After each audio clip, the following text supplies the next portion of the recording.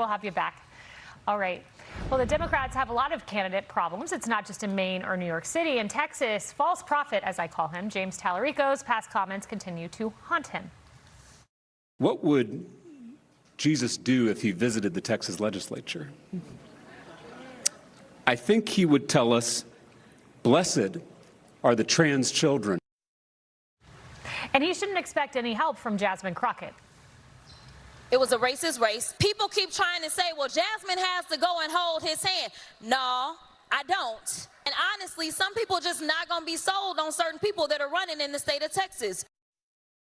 Well, Democrats are also having some problematic House candidates. Multiple of their socialist candidates are pushing their party to pass a trans Bill of Rights.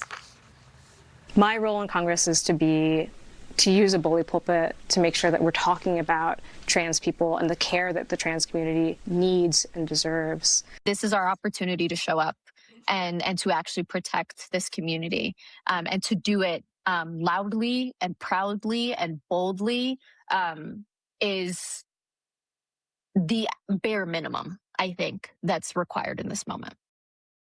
Joining me now, RNC Chair Joe Gruters. Joe, great to have you here today.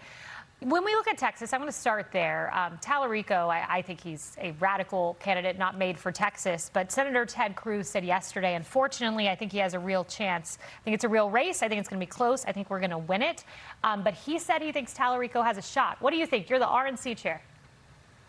Listen, if he was running for city commission in Austin, maybe he has a chance. But we're going to. Ken Paxton is a MAGA warrior. He's going to win Texas. Texas is ruby red. He's won this state a couple of times. He won his primary by a couple 100,000 votes. Tallarico has a strange fixation on trans kids.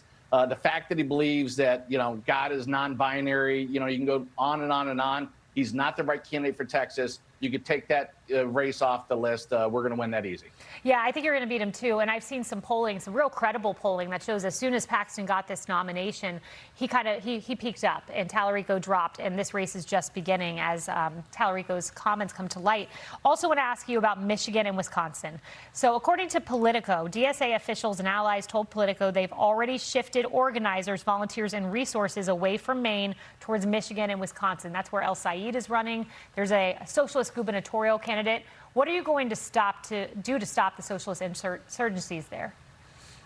Well, listen, we have everything we need, starting with the right candidates in these races. I mean, you look at Mike Rogers, an absolutely terrific candidate, and El Said is a disaster. Obviously, we came out this week and showed where he said he wants to defund the police. I mean, the great thing about our president, the contrast we can make with the Democrats in this upcoming cycle, is the fact that the president's already gone to bat for the American worker to try to create a path for those that want to achieve the American dream. He's making communities safer. He stopped the border crossings. He's making our country safer every single day. He stopped the flow of poison coming in the southern, through the southern border. But it's that and a lot more. But what this race is really going to come down to is the fact that we have crazy, radical leftists winning these seats as a result of Mamdani, AOC, Bernie Sanders, who have taken over their party.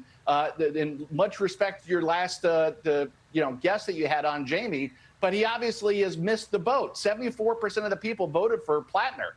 The Democrats have been taken over by the socialists. And so what this race comes down to is normal reasonableness and common sense versus radical leftist policies that will fundamentally change our country.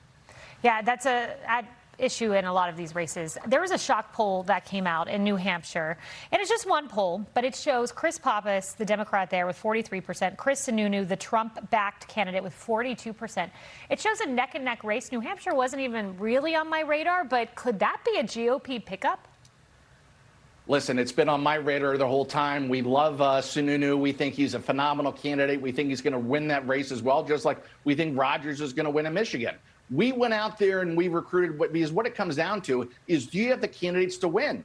We went out there and recruited the right candidates in all these races. Sununu was one of those guys. We have the candidates we need, and because of the left nominating these radicals, we have a lot of matchups that are going to be favorable to us. Don't take my word for it. Look at the Cook Political Report and see where these races are at. We have the resources that we need. We have the best messenger in Donald J. Trump. He's the best showman that's ever lived in politics. And we're going to start with the midterm convention, and we're going to take it. We're going to barnstorm the country. We're going to defy history, and we're going to make sure this president has a full 4 years to implement his agenda. Yeah, and that's before Trump has gotten on the trail. So he tends to be a lightning rod there. Chairman Gruters, thank you. Be sure to like and subscribe for all the Fox News latest on YouTube and catch full shows streaming now on Fox One.